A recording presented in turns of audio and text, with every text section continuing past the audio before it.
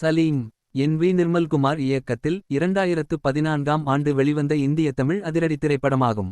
விஜய் ஆண்டனி, அக்ஷா, பேரம்ஜி அமரன் மற்றும் பலர் நடித்துள்ளனர்.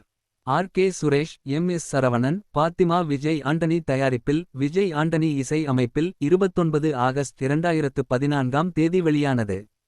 2012ஆம் ஆண்டு வெளியான நான் என்ற படத்தின் இரண்டாம் பாகமாகும். விஜய் ஆண்டனி, அக்ஷா, ஆர். என். ஆர். மனோகர், சுவாமிநாதன், அருள்தாஸ், சந்திரமௌலி, சுஷ்மிதா, பிரேம்ஜி அமரன், பிரியா அஸ்மிதா நடித்த படம் இது.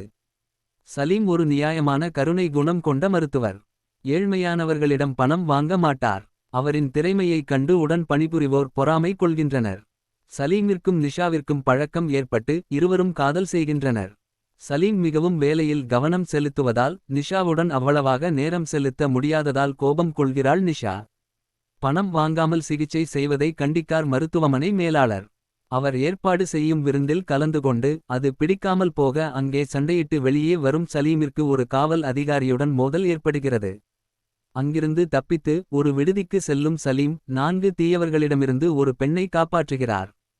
அந்த 4 பேர்களில் ஒருவன் மந்திரியின் மகன் என்பதால் பிரச்சனை பெரியதாகிறது. பின்னர் அந்த சூழ்நிலைகளை சமாளித்து எவ்வாறு சலீம் தப்பித்தார் என்பதே மீதி கதையாகும். இந்த திரைப்படத்தின் இசையை அமைத்தவர் விஜய் ஆண்டனி ஆவார். அண்ணாமலை, கானா பாலா ஆகியோர் பாடல்களை எழுதினர்.